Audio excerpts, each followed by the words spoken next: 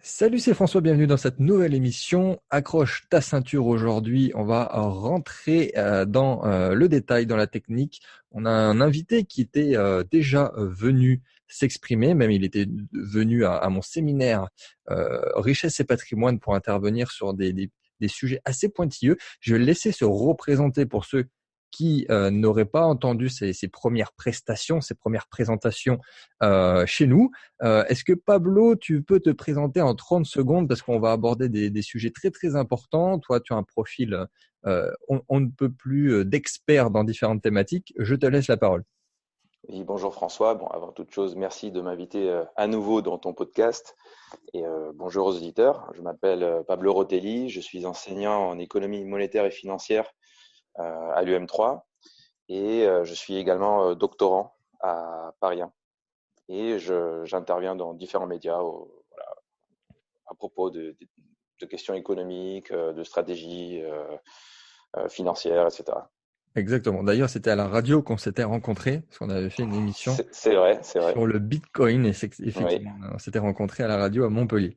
Merci Pablo, super présentation. Donc voilà, pour ceux qui connaissaient pas Pablo, effectivement, on n'est pas là pour cueillir les pâquerettes. Donc Pablo, d'un point de vue, on va dire très très macro, on va rentrer dans le détail, on va poser des questions qui sont de plus en plus détaillées.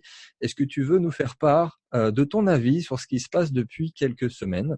Là, on est en deuxième semaine de confinement. Est-ce que tu veux nous faire part de ton avis, de ce qui est intéressant de dire? Alors moi, j'aurai mes questions après, mais fais-nous part d'abord de ce que tu en penses avant de te diriger. Alors oui, il y a un terme à la mode depuis le début de cette crise, c'est le corona crise. Il y a d'ailleurs un super article de Frédéric Lordon dans le monde diplomatique qui s'appelle le corona crash. Euh, mais tout ça entretient, à mon avis, l'illusion selon laquelle cette crise serait causée par le coronavirus. Tu te souviens de mon intervention dans ton séminaire? Oui, Euh, et voilà, on était tous d'accord là-dessus. c'était en mai 2019 pour le préciser en, exactement. en mai 2019, on était tous d'accord sur le fait qu'une crise financière allait arriver. On n'en connaissait pas exactement l'origine, mais on était en mesure déjà de pointer les faiblesses macroéconomiques qui pourraient, qui auraient pu être les déclencheurs d'une crise et qui aurait à peu près la même forme que celle de 2008, mais avec une ampleur bien plus importante. Alors, la crise liée au coronavirus, ou les effets du coronavirus sur l'activité économique et sur la finance, sont en réalité un accélérateur de cette crise. Ce Oui, n'est absolument pas la cause structurelle de la crise, c'est ça. dans le sens où si un virus peut mettre en échec tout un système économique mondial, c'est que ce système économique mondial présentait des faiblesses structurelles qui auraient pu le faire tomber avec un choc extérieur. Alors, du coup, quelles sont ces faiblesses? Parce qu'effectivement, là, on est sur un système ultra fragile de par sa structure, comme tu l'as dit. Est-ce que tu peux revenir là rapidement aussi, parce que c'est pas le but d'énumérer et de faire une liste de courses de ce qui va pas. Parce que ça, on le sait plus ou moins sans forcément savoir exactement ce que ça représente. Mais quelles sont les choses peut-être où ça va être très très compliqué de remonter à la pente? Alors, je pense que là-dessus, pour bien comprendre de quoi on parle, il faut lire les articles qui parlent d'Iman Minsky, un économiste qui a beaucoup écrit aux États-Unis sur les crises financières, justement. Son sujet d'étude, c'est les crises financières. Et il analyse une dynamique d'endettement qui fait que dans les phases croissantes des cycles économiques, eh bien, tout va bien, on s'endette, on investit, on gagne plus d'argent, donc on réinvestit, etc. Seulement, ça favorise la prise de risque et ça favorise surtout la hausse du prix des actifs. Donc, à terme, l'inflation. Par conséquent, à partir d'un moment où vous êtes endetté et vous espériez un taux de rentabilité euh, X, euh, lorsque vous avez de l'inflation, eh bien déjà, ce taux de rentabilité diminue ou a une possibilité de diminuer, et ça appelle l'intervention des banques centrales qui sont là pour réguler les prix dans l'économie. Par conséquent, ce qu'on attend, c'est la hausse des taux directeurs.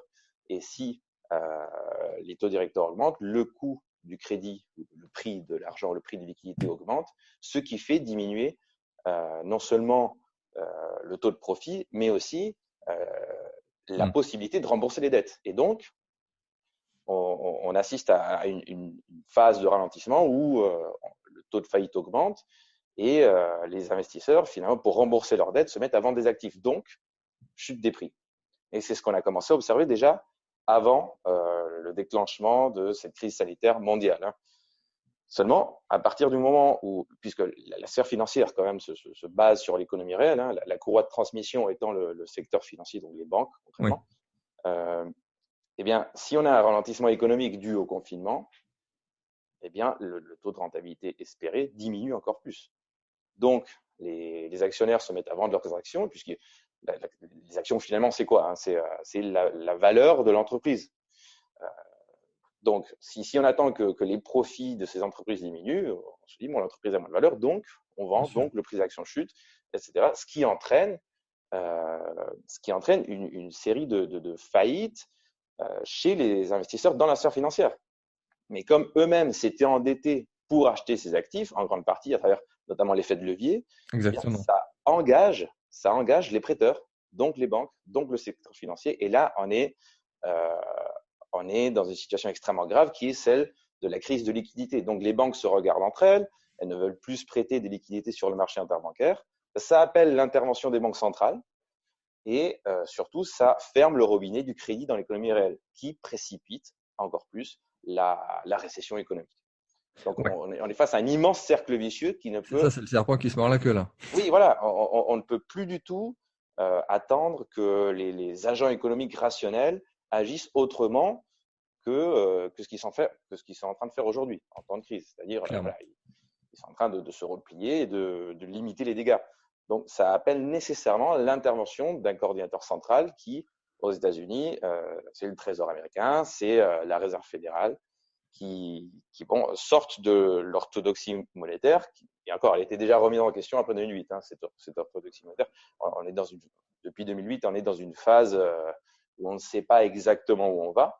Hein, les politiques d'assouplissement quantitatif et qualitatif rompent déjà avec la théorie monétaire précédente. Mais on est en train d'aller beaucoup plus loin dans le sens où aujourd'hui, les États-Unis prévoient non seulement, ils prévoient de remettre en place évidemment un quantitative easing, donc de racheter des actifs sur le marché secondaire pour soutenir la valeur boursière et pour des entreprises et pour empêcher finalement toute une série de faillites qui seraient absolument catastrophiques. Mais aussi, ils prévoient d'appliquer cette même logique à d'autres actifs, donc des actifs dans l'économie réelle et surtout une injection de liquidité directement vers les ménages, ce qui soutient la consommation et par conséquent soutient la production. Ouais, alors oui, voilà, justement, c'est ça aussi, ça, une des news peut-être qu'on a vu le plus passer, que j'ai partagé, que beaucoup de monde ont partagé, et je suis pas sûr non plus que beaucoup de personnes comprennent. Est-ce que toi, est-ce que tu as assez de recul, voilà, pour anticiper, admettons, l'impact des milliards qui vont être injectés en Europe et les milliers de milliards aux États-Unis? Et est-ce que ça va réellement supporter le marché? Et si oui, voilà, où cet argent circule-t-il en fait? Alors ça, c'est une très très bonne question. Déjà, je pense qu'en Europe, une fois de plus, on est à la ramasse, quoi. Dans le sens où, ben oui, parce que dans le sens où la première puissance mondiale prend réellement les choses en main. Les États-Unis prennent réellement les choses en main. Et en Europe, on est encore frileux, on ne sait pas trop quoi faire, on a des problèmes de coordination entre pays, etc. C'est-à-dire que les Américains prévoient d'injecter l'équivalent du PIB allemand, c'est-à-dire 4 000 milliards de dollars dans l'économie. Et ça, c'est ce qu'ils prévoient de faire en première instance. C'est-à-dire que si c'est insuffisant, qu'est-ce qui les empêche d'aller au-delà finalement? Qu'est-ce qui empêche la Réserve fédérale de continuer à injecter des liquidités? Quel est le danger? L'inflation? Certes, mais qu'est-ce qu'un peu d'inflation comparé à une récession mondiale? Donc finalement, là, on touche au fondement même de la monnaie. Qu'est-ce que la monnaie? Ouais. La monnaie finalement repose sur la croyance collective selon laquelle cette chose-là, cet actif monétaire, a de la valeur et par conséquent il circule, par conséquent il est accepté, etc. Et ça devient de la monnaie. Hein. Je distingue instrument monétaire, j'ai dit actif, pardon, c'est instrument monétaire de monnaie. Ce sont deux choses à mon sens différentes. Par conséquent, à partir du moment où les gens individuellement n'ont pas le choix d'accepter des dollars qui proviennent de leur banque centrale, c'est ça. Eh bien la chose fonctionne. Le mythe devient réel. Et c'est une possibilité qui, à mon sens, est tout à fait envisageable. Hein, mais ça suppose de rompre complètement avec l'orthodoxie monétaire actuelle. Alors, ça veut dire beaucoup de choses, ça, Pablo. Oui. Donc, Surtout à l'échelle j'allais dire de l'investisseur. Non, mais c'est même pas que de l'investisseur, c'est de tout le monde. C'est-à-dire que de la personne lambda, de l'investisseur, de l'entrepreneur, du salarié, au niveau de sa propre monnaie. Bon, nous, on est en Europe, donc là, c'est l'euro. Mais qu'est-ce que ça va impliquer? Est-ce qu'il y aura une perte de confiance totale? Est-ce que vraiment on va avoir une hyperinflation dans les pays soi-disant très développés? Qu'est-ce que ça veut dire?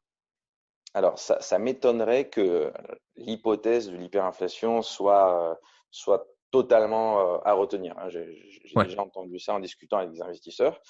Et eux, ils ont peur très concrètement que, à partir du moment où les marchés secondaires, eh bien, soient suffisamment peu brillants comme pour que les taux de profit chutent, eh bien, dans ce cas-là, les investisseurs vont utiliser des objets de l'économie, enfin, des objets de tous les jours, par exemple, je sais pas, des ordinateurs, des voitures, etc., comme actifs avec lesquels ils pourraient spéculer. Donc, ça amènerait finalement d'immenses flux de valeur de la sphère financière vers l'économie réelle, ce qui ferait augmenter les prix. Alors, à mon avis, il y a un gros problème dans ce raisonnement qui est celui de la demande, hein, dans le sens où, certes, on a tous besoin, je ne sais pas, par exemple, de stylos. Je prends un exemple stupide, hein. Bon, Friedman avait pris l'exemple d'un crayon, donc pourquoi je ne pourrais Ok. pas prendre l'exemple d'un stylo? Partons là-dessus. euh, euh, eh bien, à partir du moment où vous avez besoin de stylos, vous les achetez, etc. Mais si le prix du stylo explose, je veux dire, il faut quand même prendre en compte les raisons pour lesquelles on demande des stylos. On n'achète pas juste des stylos pour Oui. soi-même. Donc, si les prix des stylos explosent, ça va le faire momentanément. À un moment donné, cette bulle est censée retomber. Donc, ce risque d'hyperinflation incontrôlée sur certains biens qui se diffuseraient ensuite dans toute l'économie, à mon avis, est quand même assez éloigné. Par contre, j'en reviens sur l'Europe. Qu'est-ce qui se passerait, par exemple, avec l'euro? Eh bien, une nouvelle crise financière, à mon sens, a de fortes chances de déstabiliser complètement la zone euro, dans le sens où même si on sauve les banques, comme en 2008, même si on fait des politiques d'assouplissement quantitatif, etc., et qu'on va dans l'hétérorexie monétaire, eh bien, on va se retrouver nécessairement avec un scénario pire que le post-2008, c'est-à-dire des États ultra endettés Hmm. qui, tôt ou tard, à moins qu'on continue à les soutenir à l'infini, tôt ou tard, eh bien, se déclareront en défaut. Ce qui veut dire Ah, que, par exemple, vas-y, je te laisse parler. je finis juste ça. Imaginons par exemple que l'Italie dise, bah, écoutez, on a 200% d'endettement public, c'est terminé, on ne peut pas payer. Donc, qu'est-ce qu'on va faire? On sort de l'euro, on libelle notre monnaie en lire, par exemple, et on déprécie de 30%, imaginons. Donc, l'Italie va gagner d'immenses parts de marché, par exemple, sur la France, qui verra son solde commercial être totalement déficitaire. Il l'est déjà, mais là, ça serait absolument catastrophique. Et donc, la France serait amenée à sortir elle aussi de l'euro. Et ça ferait une sorte de déflagration qui verrait soit un éclatement de la zone euro en deux zones, soit une disparition pure et simple de l'euro au profit d'une nouvelle monnaie qui pourrait être constituée plus tard, je ne sais pas. Mais le fait est qu'aujourd'hui, alors cette émission s'adresse aux investisseurs, donc aujourd'hui, que devraient faire les investisseurs face à l'imminence d'un tsunami? Eh bien, ma réponse ne varie pas depuis l'an dernier, hein. C'est aller vers les valeurs refuges et comme tu le dis très bien, vers les crypto-monnaies que tu conseilles. Oui, bon, bah, déjà, ça me rassure parce que dans un sens, tu confirmes aussi mon avis sur l'euro. Et est-ce que justement, là, bon, tu viens d'enchaîner bien, est-ce que tu veux faire un petit point, admettons, un point sur les cryptos, un point sur peut-être, alors je sais pas si tu as les connaissances et que tu voudrais parler là-dessus, mais peut-être sur les métaux précieux, quelque chose qui revient très souvent, et un petit point, admettons, sur l'immobilier. Alors, l'immobilier, ça c'est sûrement une question de Quentin Cellier, un très bon conseiller là-dessus d'ailleurs. Alors, sur l'or, eh bien, je veux dire, le cours de l'or qui est une valeur refuge, se comporte à peu près de la même manière à chaque crise en réalité. Et donc, Hmm. il suffit de regarder ce qui s'est passé après la crise des subprimes et même juste avant pour supposer que le comportement sera similaire. Dans le sens où, juste avant la crise, on a de la frilosité sur les marchés, donc certains investisseurs préfèrent se prémunir et acheter de l'or. Le cours monte. Sauf qu'ensuite, la crise se déclenche. Les investisseurs doivent faire face à leurs dettes, donc ils vendent des actifs, dont l'or. Donc, le prix chute de nouveau. Et ensuite, une fois que les choses se stabilisent plus ou moins, on a quand même des grands gagnants dans la crise. Ces grands gagnants, on peut appeler les investisseurs baleines, eh bien, sont ceux qui voient que le marché est totalement est en ruine, quoi. Donc, ils vont à nouveau sur les valeurs refuges et là, le cours explose. Et c'est exactement ce qui s'est passé en 2008-2009. 2008, le cours augmente un petit peu, ensuite, il s'effondre et ensuite, on voit une très forte augmentation qui se maintient dans le temps, d'ailleurs. On a assisté à une hausse un petit peu plus accélérée que d'habitude les derniers mois. Si je ne me trompe pas, le cours de l'or, il y a un an, était environ à 30 000 euros l'once. Et il y a quelques mois, il était à 40 000. Il a rechuté et je prévois une nouvelle augmentation. Alors, les crypto-monnaies, l'expert là-dessus, c'est évidemment toi. Mais si je peux donner mon humble avis. C'est surtout, oui, te donner ton avis par rapport aux connaissances que tu as et pour faire le parallèle peut-être avec les personnes qui comprennent pas encore même la philosophie initiale de ce que représente le Bitcoin et ensuite les cryptos, même si évidemment le but n'est pas de refaire des Bitcoins à l'infini. Oui. D'ailleurs, j'ai employé un mauvais terme, j'ai dit crypto-monnaie, j'aurais dû dire crypto-actif. Actif. Autant pour moi. Ouais, ça c'est. Mais si on regarde par exemple les graphiques, je pense que le Bitcoin peut agir comme valeur refuge, très clairement. Surtout que c'est un marché extrêmement réduit, donc il y a des espérances de profit absolument faramineuses. Il suffit qu'une toute petite partie des flux de valeurs qui cherchent à se réfugier dans les valeurs refuges atteignent les marchés du Bitcoin pour que le cours explose. C'est le même raisonnement que pour l'argent d'ailleurs. Ensuite, parmi les différents cryptoactifs qui existent, là, je t'avoue que mes connaissances sont assez limitées. Je ne sais pas exactement sur lequel il faut parier, etc. C'est toi qu'il faut écouter, quoi. Concernant, pour le coup, l'immobilier, là, je pense que ça se complique un petit peu. Ça se complique un petit peu parce qu'on a des marchés très segmentés. Je veux dire, le marché, par exemple, des hôtels particuliers n'a absolument rien, à Paris, n'a rien à voir avec celui des maisons résidentielles en banlieue parisienne. Ou peut-être, je sais pas, à Montpellier, etc. Je veux dire, on a des processus de gentrification qui peuvent continuer après la crise. Et donc, on peut espérer construire et revendre plus cher ou acheter et revendre plus cher dans certaines zones particulières. Mais là, il faut vraiment faire du cas par cas et il faut étudier le marché précédemment.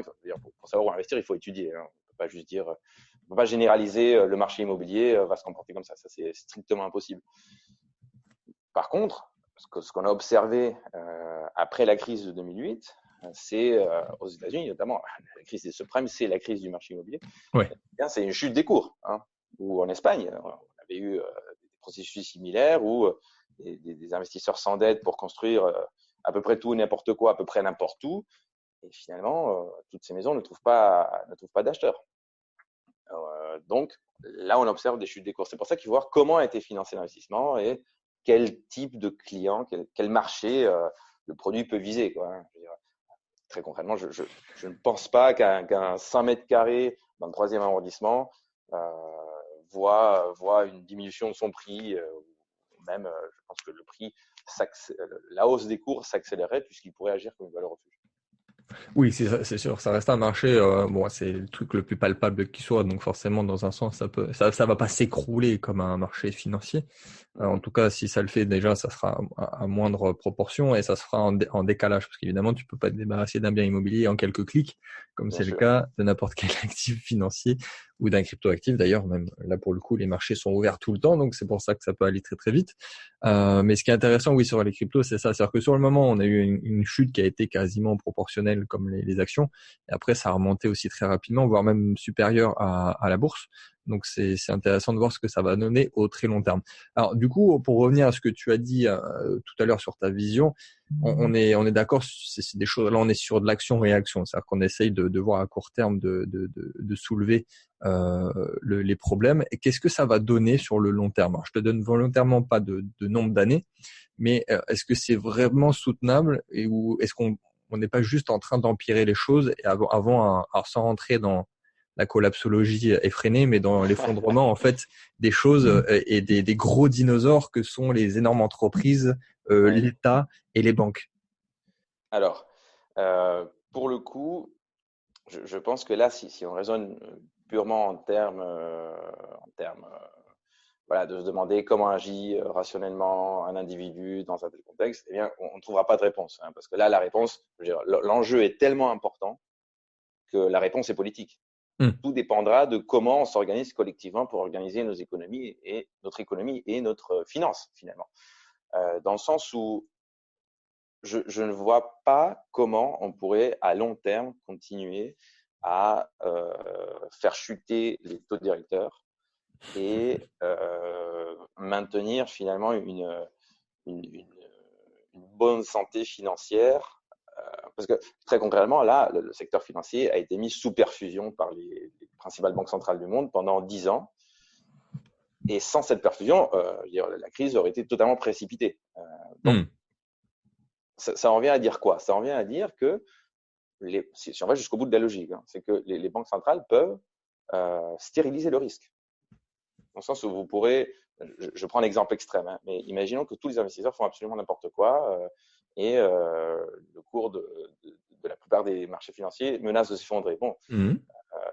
que vont faire les banques centrales? Elles vont priver les banques de liquidités? Non. Elles vont, les États vont s'empêcher de sauver les banques s'ils ont pris d'autres risques? Non, bien évidemment. Donc, non, parce que si, le prix à payer serait énorme. Hein, on est dans du too big to fail. Donc, nécessairement, les institutions publiques, les institutions financières publiques sont mises face au fait accompli qui est, voilà, ils ont pris trop de risques, bon, ils ont merdé, mais il faut quand même les renflouer parce que le coût de ne pas le faire serait bien trop important. Ce qui veut dire que le fondement même de la formation des prix, un des piliers de la formation des prix, qui est la prise en compte et la bonne mesure de risque, eh bien, disparaît complètement. D'accord, ok. Donc, on est vraiment dans un monde qui est, je vais dire, inconnu à l'heure actuelle pour nous. Ouais, Donc, c'est ça qui est intéressant, à la fois de débattre, mais qui aussi peut poser beaucoup de problèmes, parce que bon, quand tout va bien, on en trouve même des conseillers financiers à qui tout réussissent, mais quand tout va mal, c'est pas le ah même oui, discours. très clairement. C'est pour ça qu'on est dans une incertitude totale. Et je pense qu'aujourd'hui, les principales réponses à toutes nos questions, on va les lire dans les communiqués de la BCE, dans les communiqués de la Fed et du Trésor américain.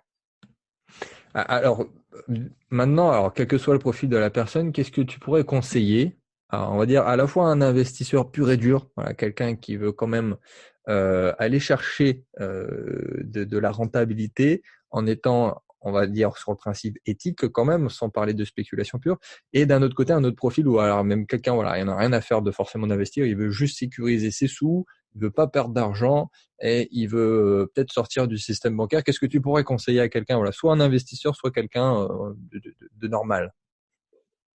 Alors, qu'est-ce que quelqu'un de normal, hein? C'est Non, mais blague à part, je veux dire, je ne saurais conseiller tous les types d'investisseurs qui t'écoutent. Euh, D'ailleurs, moi, je suis surtout enseignant en économie. Je ne suis pas expert en conseil, donc je ne me sens pas totalement légitime à conseiller des gens. Mais Ouais, moi, ce que alors je ferais, peut-être c'est, voilà, plus d'un point de vue purement, alors c'est peut-être pas économique, mais plus d'un point de vue purement monétaire. Est-ce que ben, moi, on va j'irais sortir un vers petit les peu de valeurs l'euro? refuges. Qu'est-ce que je te dis? J'irais vers les valeurs Ouais. refuges. Ce serait mon comportement que je juge rationnel à court et moyen terme. Voilà. Voilà ce que je ferais. Si quelqu'un d'autre fait autre chose, par exemple, investir dans un nouveau parc immobilier, etc., je dis, bon, ben, bonne chance, je sais pas.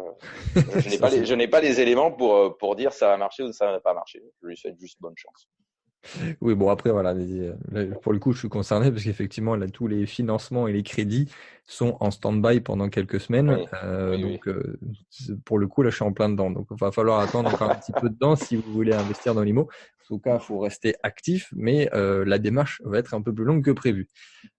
Ok, super, bah, merci à toi. Est-ce que tu voudrais ajouter quelque chose ou la moindre information qui est peut-être pas perçue dans les médias ou les choses que tu voudrais absolument dire et que on ne voit jamais passer?